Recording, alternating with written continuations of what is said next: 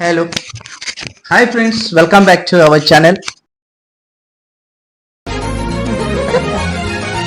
ఆవిడేమన్నది ఇప్పుడు అది అనమాట. అయితే ఈరోజు మా భార్యతో ఒక పర్సనల్ ఇంటర్వ్యూ అనమాట. మెయిన్గా మా భార్యను మీకు వ్యూవర్స్కి పరిచయం చేస్తాను. మాది లవ్ మ్యారేజ్. వీళ్ళది వేరే క్యాస్ట్, మాది వేరే క్యాస్ట్. నేను చెప్తాను, నేను ఎస్సీ మాదిగా, మీరు బీసీ మంగళి. బీసీ మంగళి మంగ్లీ, అదే అంతేనా? సో ఇక్కడ రెండు ఏంటంటే, తను వాళ్ళ ఫ్యామిలీ, వాళ్ళ బ్యాక్గ్రౌండ్ అంతా హిందూస్, మనం క్రిస్టియన్స్. సో మా మ్యారేజ్ వచ్చేసి క్రిస్టియన్ మ్యారేజ్ చేసుకున్నాం అన్నమాట. అంటే మా యొక్క ట్రెడిషన్లో చేసుకున్నాము. సో మాట్లాడండి మేడం, ఏమన్నా మీ క్వాలిఫికేషన్, మీ ఎడ్యుకేషన్ క్వాలిఫికేషన్ చెప్పాము. MA BEd. మన పరిచయం ఎక్కడ జరిగిందా? ఫోన్లా మెసేజ్ ద్వారానే మన పరిచయం, మన లవ్. అంటే మెసేజ్ ద్వారానే మన పరిచయం, మన లవ్. అంటే ఫస్ట్ మనం ఏ విధంగా మనకు పరిచయం అంటే చదువులనా, ఎడ్యుకేషన్ లనా, లేదా education purpose education purpose PG. ఎక్కడ దాని పేరు?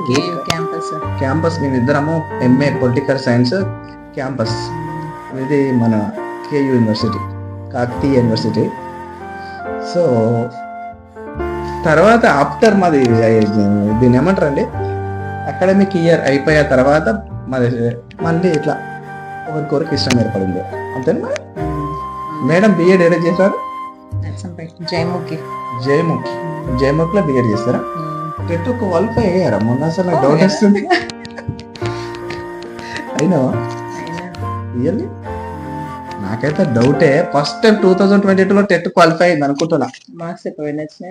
మార్క్స్ వచ్చేసి 150కి 200. ఎంత? 150 120. మొన్న ఎంత వచ్చినాయి? 150కి 20 మార్క్సా? 150కి మొన్న 20 మార్క్స్ తగ్గినాయి. 100 మార్క్స్ తగ్గినాయి.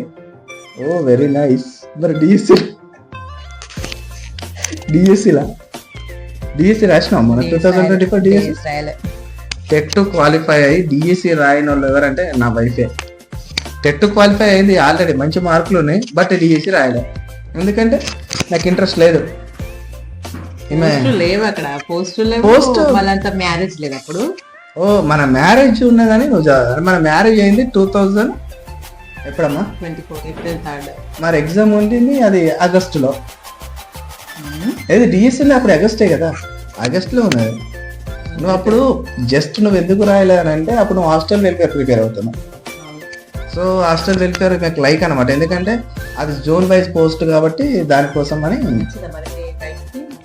వచ్చింది 1:1 కూడా ఉంటుంది ఇప్పుడు.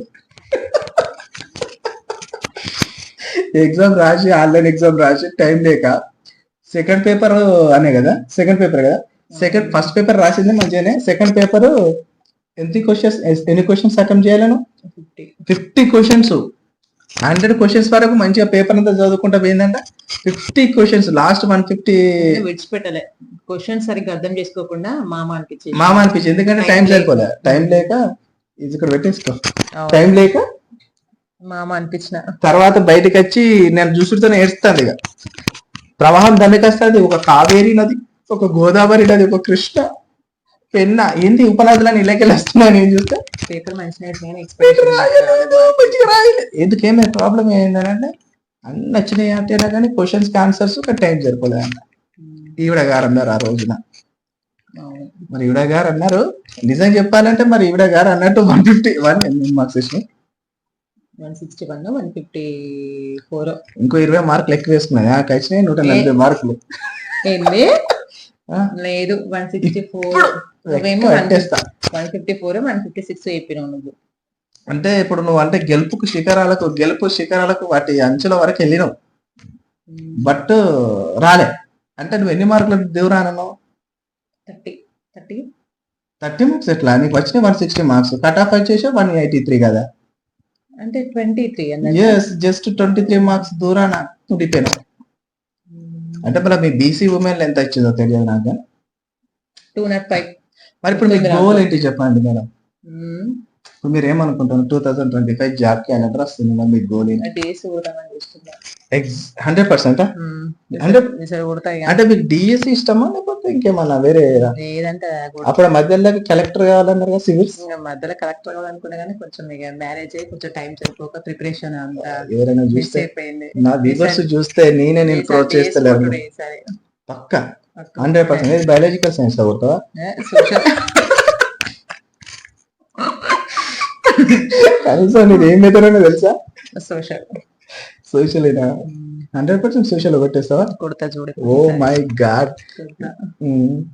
మరి నీకు హార్డ్ అయిన సబ్జెక్ట్ ఉందా అలా? ఏముంది ఏం లేదు, అన్ని వస్తాయి. అన్ని అన్ని పటాపట స్కాన్ చేసి నేను ఎట్లా పెట్టేసి సోషల్ చేసి కరెంట్ అఫైర్స్ గవే కదా అంతేనా? వస్తాయి. మరి పర్స్పెక్టివ్ ఎడ్యుకేషన్ అది కూడా వస్తుంది. అలా బిఎడ్ లో ఉంటది కదా. మీది 1 year బిఎడా లేకపోతే 2 years బిఎడ్ మాతో స్టార్ట్. మీతో అంటే మీతో 2 years BEd start?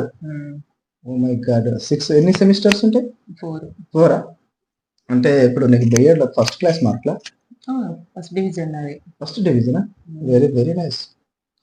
I'm also first division. ఎప్పుడు అయింది బిఎడ్? మా క్రీస్తు పూర్వంలో జరిగింది. నాది క్రీస్తు పూర్వంలో బిఎడ్ అయిపోయింది. నేను క్రీస్తు శకంలోనా? నా బిఎడ్ అయిపోయినప్పుడు జస్ట్ అప్పుడు 2011 అనుకుంటా, 10-11. మాకు అప్పుడు తెలంగాణ ఉద్యమ మూమెంట్. సో ఒక 4 నెలలు 5 నెలలు నడిచిందే తక్కువ కాలేజీ. Degree first year. నీకు టోటల్ గా ఫస్ట్ క్లాస్ కంచాలి పీజీ వరకు బిఎడ్ వరకు నీకు ఏ కాలేజ్ నచ్చిందా? అంటే బిఎడ్ కాలేజ్ నచ్చిందా, ఇంటర్ కాలేజా, లేకపోతే పీజీ కాలేజా, డిగ్రీ కాలేజా? చెప్పు. Inter and BEd. Inter and BEd. Why అవి రెండు ఎందుకంటే స్పెసిఫిక్ లొక్కి చెప్తున్నావు? ఫ్రెండ్ సర్కిల్ ఎక్కువ, ఎంజాయ్మెంట్ ఎక్కువ. అంటే నీకు ఫ్రెండ్ సర్కిల్ కావాలా, ఎంజాయ్మెంట్ కావాలా? రెండు కావాలా? ఎంజాయ్మెంట్ వేరే కావాలా, ఫ్రెండ్స్ తోనే కావాలా? ఫ్రెండ్స్ వేరే కావాలా, ఎంజాయ్మెంట్ వేరే కావాలా? ఫ్రెండ్స్ తోటే ఎంజాయ్మెంట్ ఉంటుంది కదా. ఫ్రెండ్స్ తోనే ఎంజాయ్మెంట్. అంటే నాకు ఎంజాయ్మెంట్ లేదా నాతో లవ్ ఉన్నప్పుడు? అది ఆ ఎంజాయ్మెంట్ వేరు కదా. అంటే ఫ్రెండ్స్ తో ఎంజాయ్మెంట్ వేరా? Oh my god. అంటే ఇప్పుడు నీకు ఫ్రెండ్స్ సర్కిల్ నీకు ఇంటర్మీడియట్ లో ఎక్కువ క్లోజ్ ఉన్నారా, బిఎడ్? Inter BEd. ఓ మీ బిఎడ్ ఫ్రెండ్స్ అంటే అంత తొట్టి గ్యాంగ్ అని బయట టాక్ నిజమేనా? తొట్టి గ్యాంగ్ అంటారు కదా, తొట్టి గ్యాంగ్, బిఎడ్ గ్యాంగ్. పెద్ద అల్లరి బ్యాచ్. అల్లరి బ్యాచ్ మీన్స్ తొట్టి గ్యాంగ్ అనుకో. తొట్టి గ్యాంగ్ ఎన్ని ఉన్నారు మొత్తం అంతా కలిసి? 15 members ఉంటారు. అంటే క్లోజ్ ఫ్రెండ్స్. మొగలు అందరితో బాగానే మాట్లాడతాం మేము, కానీ ఒక 15 members కొంచెం జాన్ జబ్బాస్. అంటే మీరు అంత ఒక అల్లరి బ్యాచ్? అల్లరి బ్యాచ్. మీరు లేకపోతే కాలేజ్ నడవదు, బిఎడ్ కాలేజ్ ఆ టైంలో మీరు లేకపోతే క్లాస్ నడవదు. అట్లా మీరు ఉంటేనే క్లాస్ స్టార్ట్. నమ్మాలి ఇదంతా. నిజం. నేను నమ్మాలి. సెమినార్లు ఇచ్చింది తెలుసా సార్ కూడా ఎంత మెచ్చుకునేది. సెమినార్ ఇంటర్నేషనల్ రిలేషన్స్ ఎడ్యుకేషన్ గురించా? లేదు, ఫిలాసఫీలో. లేదు, స్కూల్ మేనేజ్మెంట్ గురించి చేయలేదు. లేదు, ఫిలాసఫీ నుంచి ఎక్కువ సెమినార్స్ ఇచ్చేది. ఒక సెమినార్ అయినా సక్సెస్ఫుల్ గా ఇచ్చినావా? మధ్యలో ఇచ్చిన సార్ పెన్ను కూడా ఇచ్చిండు. ఏదాని కోసం? మళ్ళీ మంచిగా సెమినార్ మంచిగా చెప్తున్నావని. మంచిగా చెప్తున్నావా? మరి లేకపోతే సార్ అయితే మస్తు మెచ్చుకున్నాడు. ఏమని మెచ్చుకున్నావు? లెక్చర్స్ లో బాగుంది, టీచింగ్ బాగుంది, స్టైల్ బాగుంది, స్కిల్ కూడా బాగుంది అన్నాడు. లెక్చరర్స్ లుక్ బాగుంది, ఇంకా టీచింగ్ స్కిల్ బాగుంది, ఇంకా స్కిల్ కూడా మంచిగా. అంత స్కిల్ బాగుంది అన్నాడు కానీ మనం టీచర్ అయితే అమ్మ ఫ్యూచర్ లో అనలేదా? అన్నాడు, గుడ్ టీచర్ అయితే అన్నాడు. అన్నాడా? అంటే 100% ఇప్పుడు 2025 డిఎస్సి లో 100% టీచర్ అవుతావు. అవును, అయితా.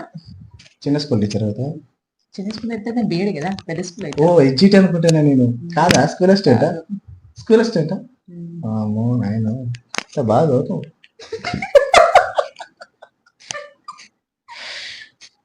బాగా చదువుతుంది నిజంగా, 100% బాగా చదువుతుంది.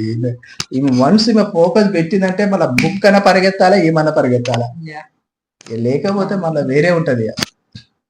ఓకే, మన ఇంటర్వ్యూ ఇప్పుడు ఫినిషింగ్ దశలోకి వచ్చింది. లాస్ట్ గా డిఎస్సి ప్రిపరేషన్ అనేది నువ్వు ఆఫ్లైన్ చేద్దాం అనుకుంటున్నావా, ఆన్లైన్ చేద్దాం అనుకుంటున్నావా? అట్లా కాదు మేడం, ఇప్పుడు మీరు రెండు చేస్తే మీరు ఎట్లా బ్యాలెన్స్ చేయగలుగుతారు? ఆఫ్లైన్ ఆన్లైన్ బ్యాలెన్స్ చేసేంత ఉంటేనే కదా కొత్తది. మరి డిఎస్ లా ఒకటే ఆఫ్లైన్ పట్టుకుంటారు కదా, ఆన్లైన్ కూడా చదవాలి. ఇట్లా ఆన్లైన్ అంటే యాప్స్ కొనుక్కుంటారా? కొనుక్కుంటాను. ఇంకా నేను అట్లా కొనుక్కోవాలి, యాప్స్ కొనుక్కోవాలి, బుక్ సెర్చ్ చేసుకోవాలి, తిరగాలి, చదవాలి. ఎటు తిరగాలి? ఆఫ్లైన్ కోచింగ్ తిరగాల. బుక్స్ కోసం. బుక్స్ కోసం తిరగాలి. ఎక్కడ తిరగాలి మేడం? మెయిన్ గా మంచి బుక్స్ తిరగడానికి ఎక్కడ ఏ అడ్డాలు ఉంటాయి చెప్పండి. మీరెక్కడ మీరెక్కడ చెప్పు. అంటే మాది ఎక్కడ ఇది కోచింగ్ తీసుకోను కదా. డిఎస్సి అంటే నాకు ఇంట్రెస్ట్ పెద్దగా లేదు ఇప్పుడు, ఇప్పట్లో లేదు. మాదైతే హన్మకొండ చూసుకుంటా లేదా నర్సింపేటలో తీసుకుంటా. నర్సంపేటలో అసలు కోచింగ్ సెంటర్లే లేవుగా. వచ్చేసా బుక్స్. బుక్స్ బుక్స్ ఆఫ్లైన్ లో బుక్స్ కొనుక్కుంటావు, ఆన్లైన్ లో యాప్లు కొనుక్కుంటావు. అంతే. చదువు ఇక చూసుడు తిప్పుడే. తీసుకున్న దేనికి చదవడానికే కదా. అంటే ఆన్లైన్ లో నువ్వు యాప్స్ లో చూస్తావు, ఆఫ్లైన్ లో పేపర్ తిప్పుతావు. ఖచ్చితంగా సక్సెస్ సాధిస్తావు సార్. అంతే. చాక్పీస్ పడతావు బోర్డు మీకు. మళ్ళీ ఇంటర్వ్యూ తీసుకోవా డిఎస్ఎల్ జాబ్? ఖచ్చితంగా తీసుకోవడే. మన ఛానల్ వేసుడే ఇంటర్వ్యూ. ఖచ్చితంగా తీసుకునే ఇంటర్వ్యూస్. మీ ఇంటర్వ్యూ మన ఛానల్ టెలికాస్ట్ అవుతుంది 100%. ఓకే, వ్యూవర్స్ కి అందరికి ఏం చెప్పాలనుకుంటాను? ఏం చెప్పాలి? డిఎస్సి గురించి బాగా చదవండి, బాగా కష్టపడి జాబ్ కొట్టానని చెప్తా. మళ్ళీ నేను ఇంటర్వ్యూ ఇచ్చినప్పుడు వాళ్ళు కూడా కామెంట్స్ పెట్టాలి, మేడం నాకు జాబ్ వచ్చింది, నాకు జాబ్ వచ్చింది. మన కంగ్రెస్ కూడా చెప్పాలి, నాకు వాళ్ళు కామెంట్స్ పెట్టాలి. అంతేనా? అంతే. ఓకే, మన ఛానల్ తరఫున నీకైతే అడ్వాన్స్ కంగ్రాచులేషన్స్. మళ్ళీ అయితే వాళ్ళు రారనుకుంటాను లైవ్ లోకి. ఓకే ఓకే, థ్యాంక్ యూ, ధన్యవాదాలు. మీతో ఇంటర్వ్యూ తర్వాత 2000 మీకు ఇస్తాం కదా. ఇంటర్వ్యూ తీసుకున్నందుకు 2000 పే చేయాలి మనం వీళ్ళకి. 2000 పే చేస్తాం. వెయిట్ చేయాలి, చెక్ రాసి ఇస్తాం.